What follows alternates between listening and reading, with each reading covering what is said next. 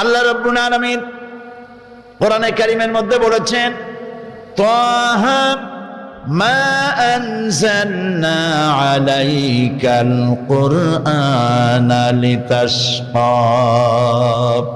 হে নবী, কোরআন আমি এই জন্য অবতীর্ণ করি নাই যে কোরআন আপনার ভাগ্যকে হতভাগ্য করে দেবে, আপনি বিপর্যস্ত হবেন, নিপীড়িত হবেন, এজন্য কোরআন আসে নাই। কোরআন এসেছে যাদের কাছে কোরআন থাকবে তারা শাসিত হবে না, তারা শাসক হবে। দুনিয়ার নেতৃত্ব তাদের পায়ের উপরে চুমো খাবে, এজন্য এসেছিল ইসলাম। আজ আমরা যদি মার খেয়ে থাকি, নির্যাতিত হতে থাকি, তার একমাত্র কারণ গতকাল বলেছি, কারণ হলো কোরআনের সাথে আমাদের সম্পর্ক সুন্দর নাই, ভালো নাই, যেমনটি থাকা উচিত ছিল সেই সম্পর্ক আমাদের নাই। গতকাল যে আয়াত থেকে আমি আলোচনা শুরু করেছিলাম সেটি ছিল সূরা আন-নাহল থেকে আমি আলোচনা করেছিলাম। সেই আয়াতটি আবার তেলাওয়াত করে ওর আলোকে আমি আলোচনা করব বিমাশিয়াতিল্লাহ তাআলা, আল্লাহ যদি বলার তৌফিক দেন। সুবহানাকা লা ইলমা লানা ইল্লা মা আল্লামতানা, আমি কিছুই বলতে পারবো না যদি না আল্লাহ আমাকে সাহায্য না করেন।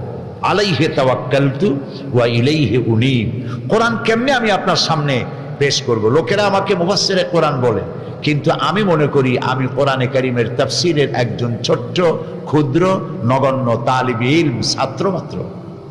কোরআন এক বিশাল মহাসমুদ্র, আটলান্টিক মহাসাগরের অতল তলদেশ স্পর্শ করা তো মানুষের জন্য সম্ভব, কিন্তু কোরআনের তলদেশ স্পর্শ করা সম্ভব নয়।